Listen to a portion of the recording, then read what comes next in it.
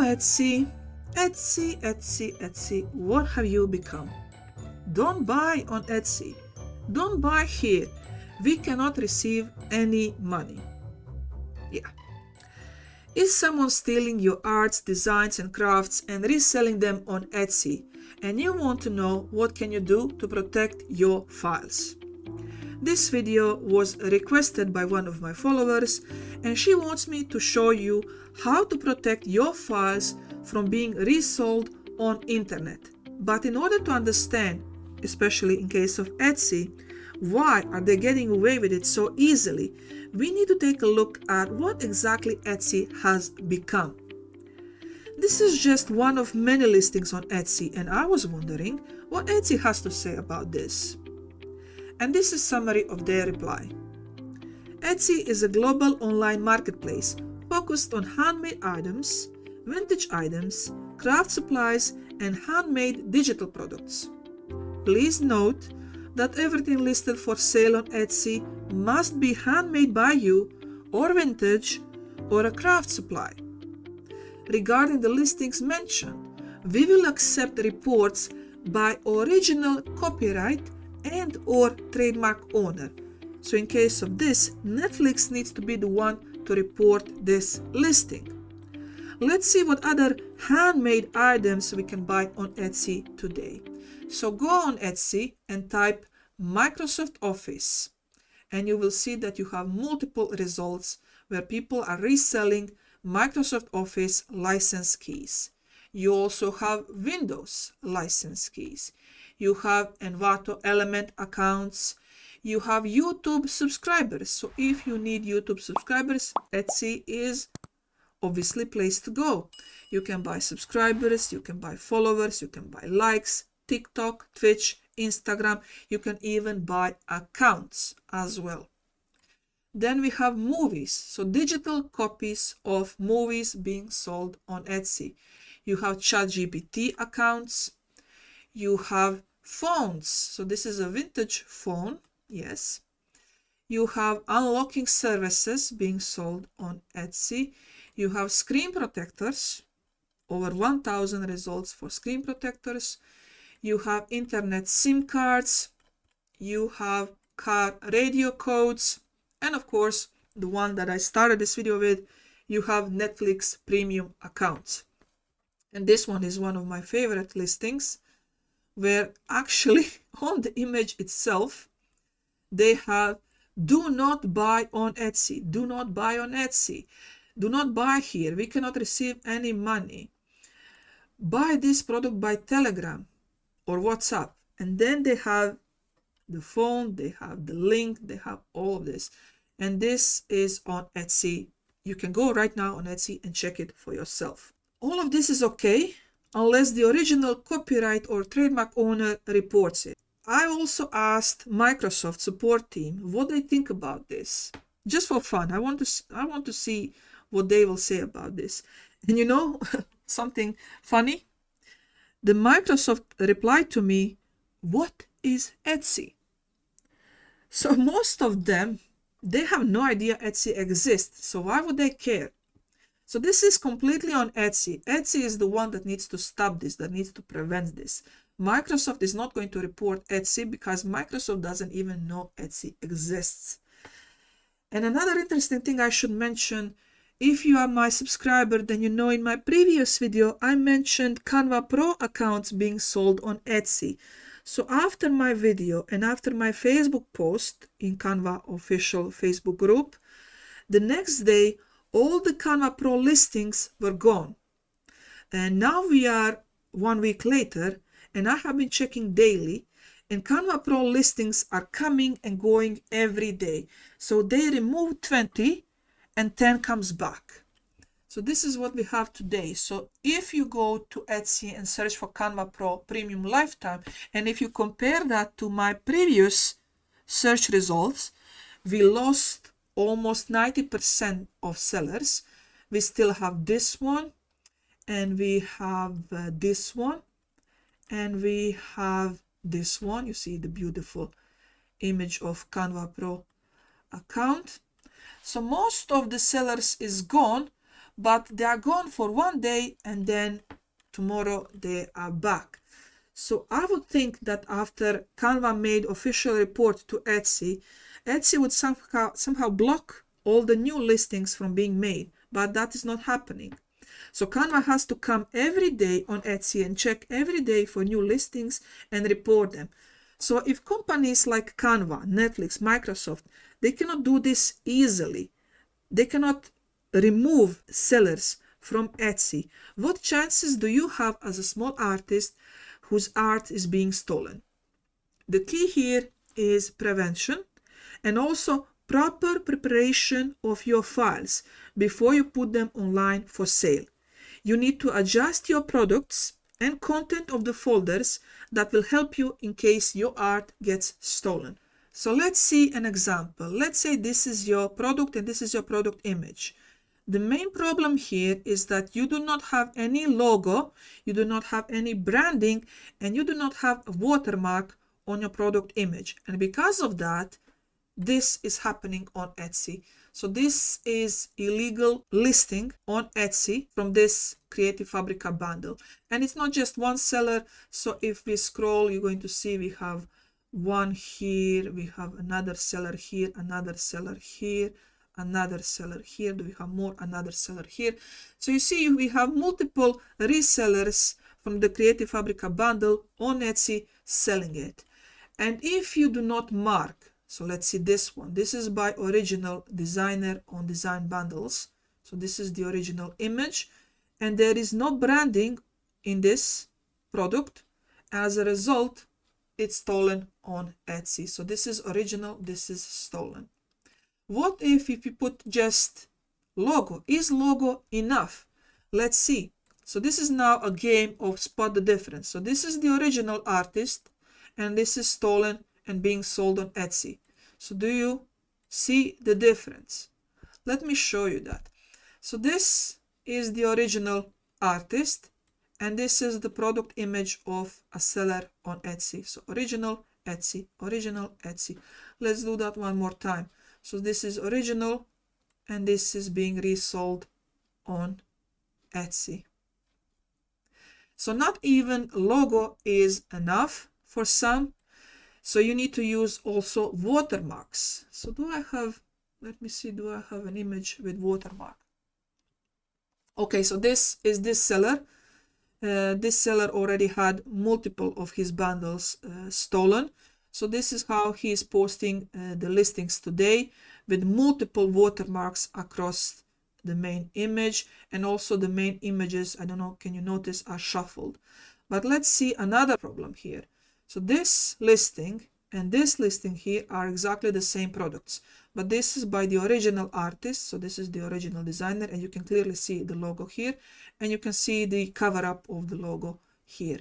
And now the original artist is now competing on a search result page with the same file, his file, but the stolen version of his file. And that is why he is reducing the price to be under this reseller in order to compete with his own product on Etsy.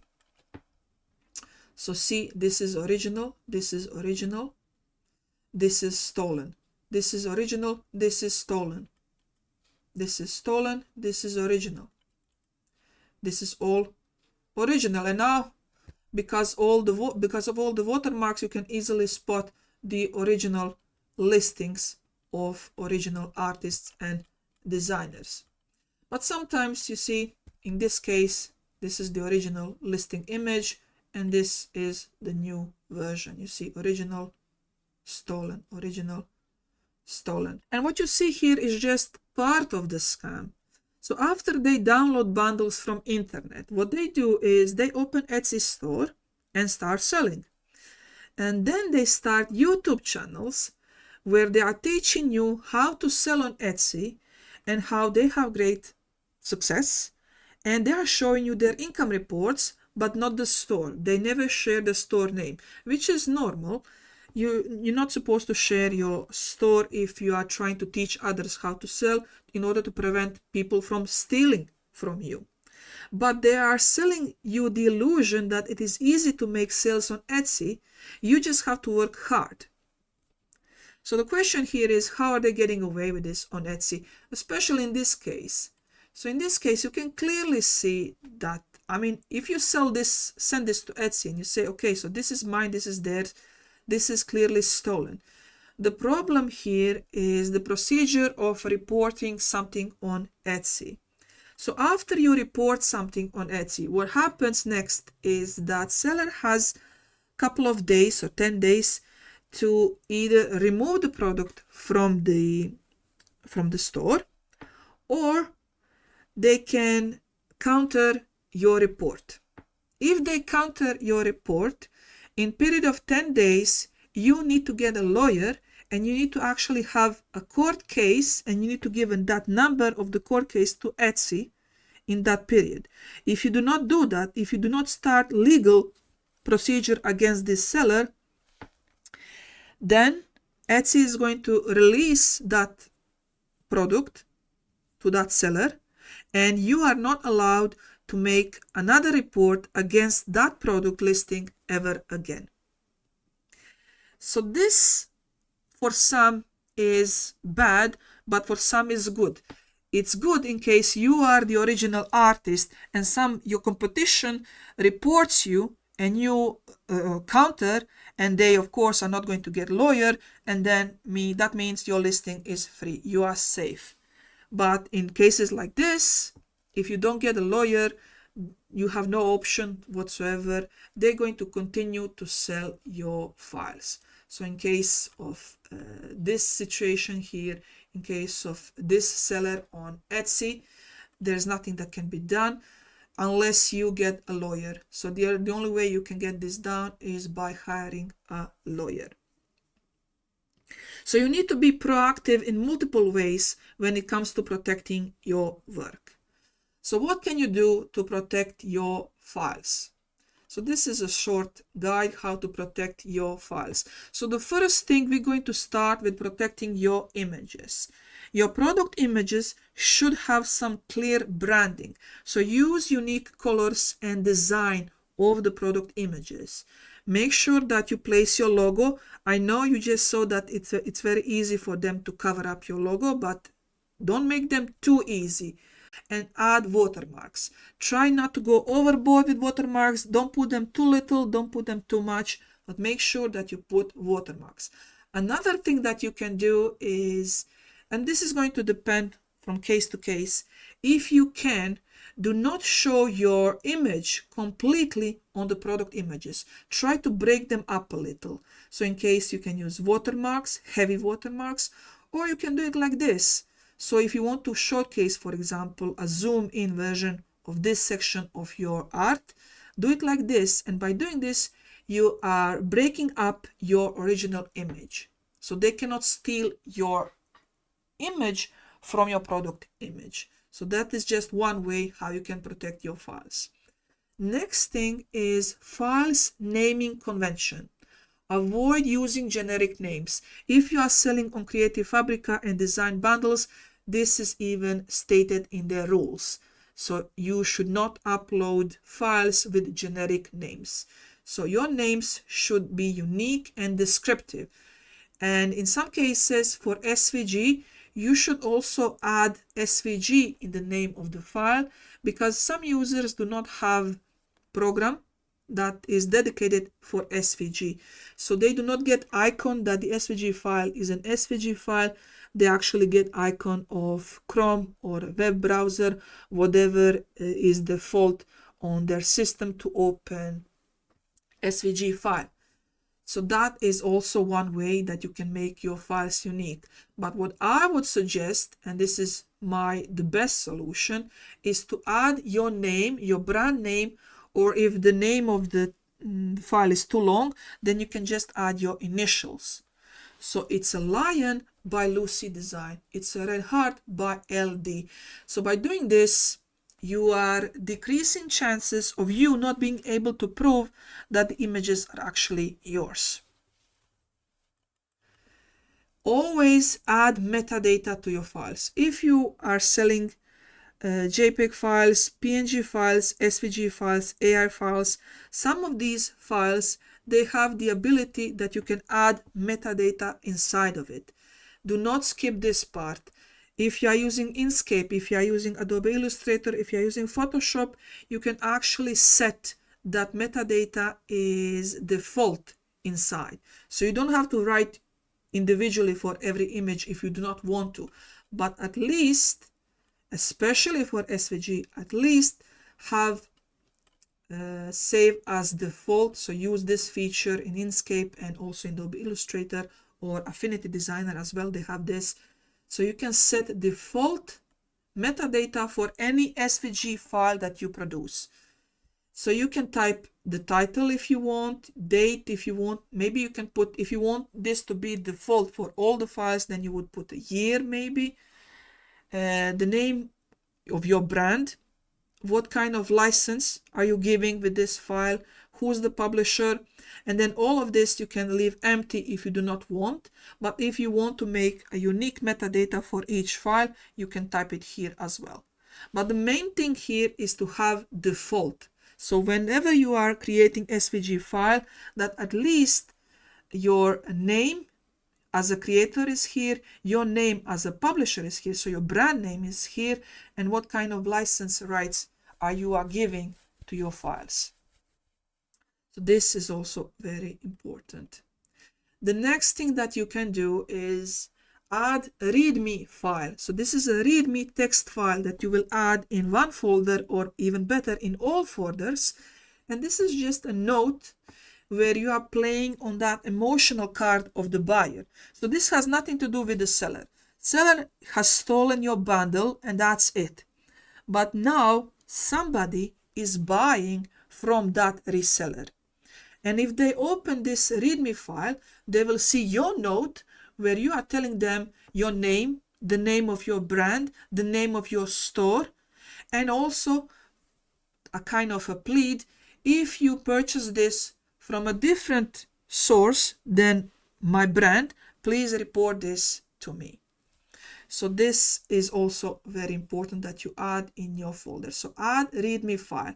You don't have to do this for every product individually. So this is something that is just going to make once or maybe a couple of versions, because, for example, on design bundles, you are not allowed to add your other links inside your product files. You can only mention your design bundles store. So you could have a README file for design bundles that you will add to your products when you are selling them on design bundles, and then Creative Fabrica README file that you will add when you are selling that product on Creative Fabrica store. And this is something that I do. You always add the main product photo.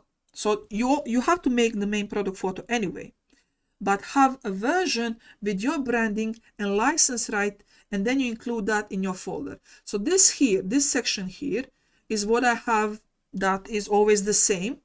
And then once I have my main product photo finished, I just add it here. And this is just another image that I can place inside my folders.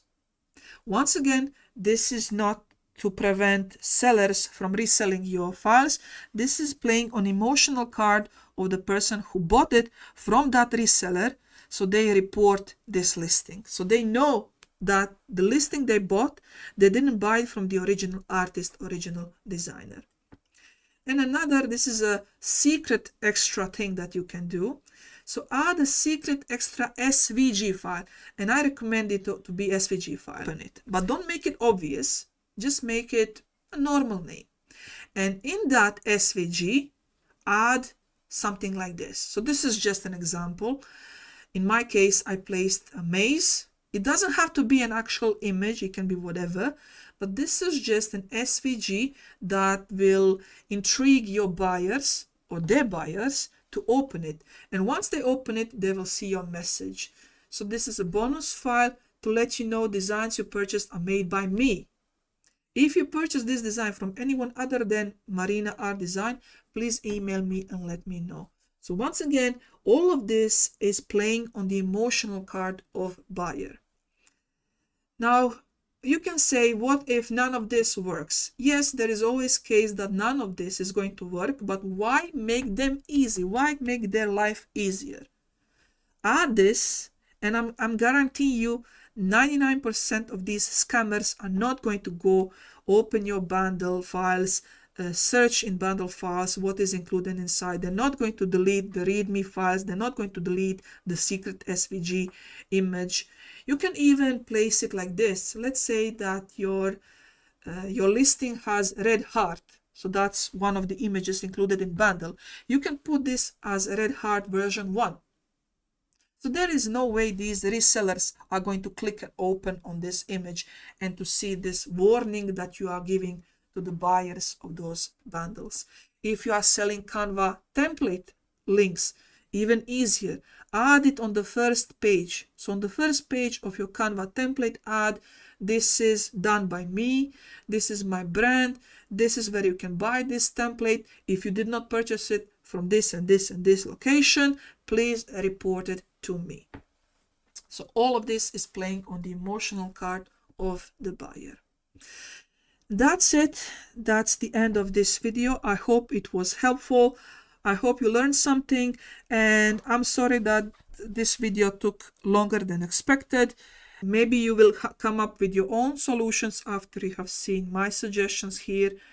I hope this video was beneficial to you. I hope that you have now some ideas what can you do to secure your files on internet. And in case you have any questions, ask me down below, comment down below. And until next video, I'll see you down below in the comments. Stay safe, everybody. Bye.